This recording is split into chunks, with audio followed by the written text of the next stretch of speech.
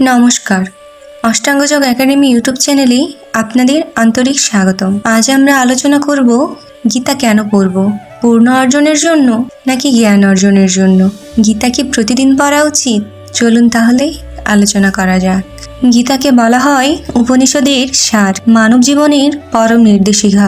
গীতা অধ্যয়ন করতে হয় জ্ঞান অর্জনের উদ্দেশ্যে, কারণ জ্ঞানই হচ্ছে সেই আলোর উৎস যা আমাদের জীবনের অন্ধকার দূর করে। যখন জ্ঞান জন্ম নেয় তখনই পূর্ণের পথ নিজে থেকেই উন্মুক্ত হয়। কিন্তু যদি আমরা শুধু পূর্ণ অর্জনের আশায় গীতা পড়ি, তাহলে সত্যিকারের জ্ঞান লাভ সম্ভব নয়। ফলে আমরা অন্ধকারেই থেকে যাই। গীতাকে লাল কাপড়ে মুড়িয়ে সিংহাসনে রেখে দিলে পূর্ণ মেলে না। পূর্ণ আসে গীতার চেতনা ধারণে, তার শিক্ষাকে জীবনে প্রয়োগে। কারণ অধ্যয়ন ও অনুশীলন ছাড়া আত্মজ্ঞান কখনোই প্রস্ফুটিত হয় না।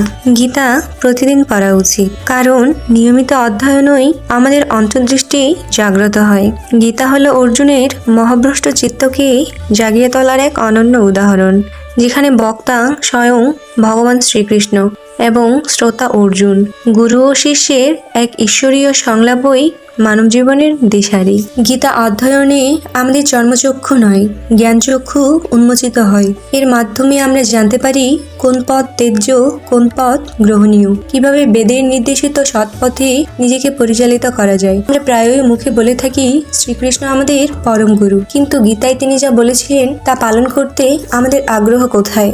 ভগবান শ্রীকৃষ্ণ সেই পরম গুরু, যার দেখানো পথেই মুক্তি সম্ভব, অন্য কোনো পথ নয়। তাই আসুন আমরা গীতা অধ্যয়ন করে নিজেকে সঠিক মার্গ নির্ধারণ করি এবং সেই পথে নিজেকে পরিচালনার ব্রত গ্রহণ করি। ধন্যবাদ।